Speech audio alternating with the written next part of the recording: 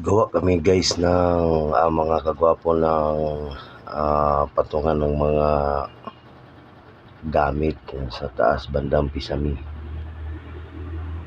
Gamitan namin siya ng tubular para matibay, kasi kung mabibigat ilalagay, okay lang.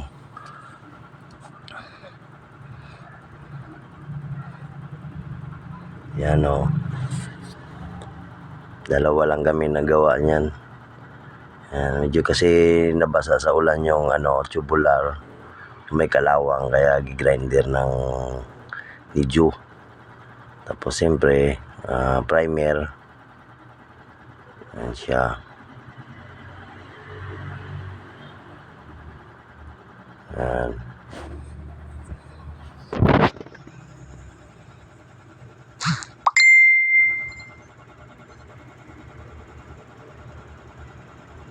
Motor dumadaan.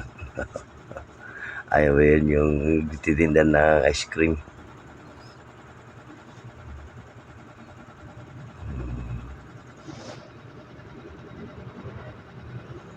Kasi pagkatapos niya pinturahan, sasahigan namin yan ng plywood. Ayan. Para may pintura na yung bakal. Tubular. Tapos lagay namin ng sahig. Kabinit yan siya mga kagwapo. Kasi bandang taas. Ayan. Gate kasi yan.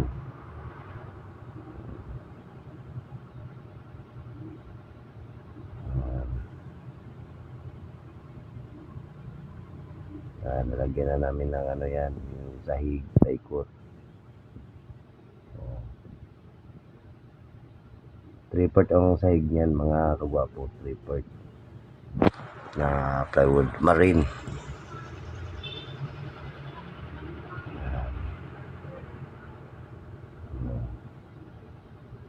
Hiwa lang kami ng plywood na gis lang para bungguan ng pinto yung nasa ibabaw. Buhos yan ni Barina, tapos yan.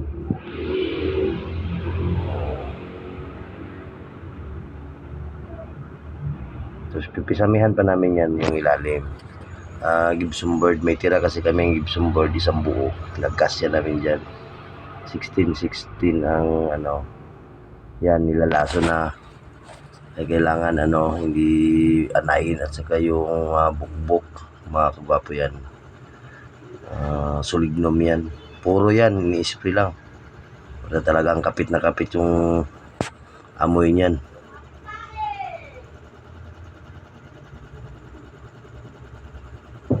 Sulignum.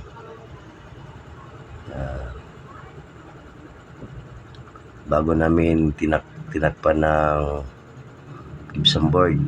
May takip na mga kagwapo.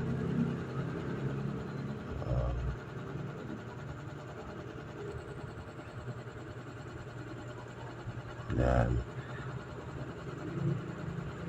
Tapos gawa na ako ng takip. Gawa kami ng takip.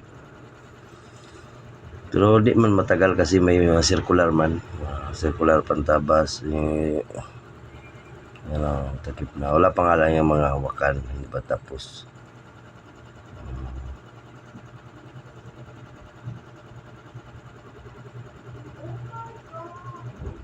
Yan. Break time kasi yun kaya hindi pa natapos.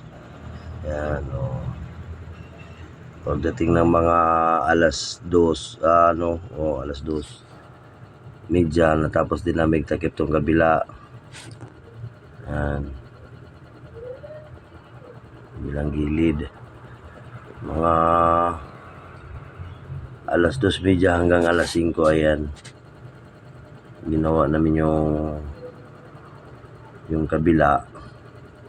Kanyang portion na yan. Yan, parang 2 hours ata mahigit. May ginawa din namin, tinagpan na namin. Tis-tis, makina naman, madali lang. Stick sabay kasa. Mga gwapo. Akit baba na ang dam nyo, pero okay naman, masaya naman. Yan, pintura na lang kulang yan.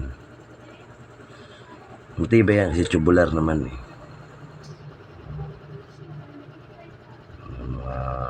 Gwapo.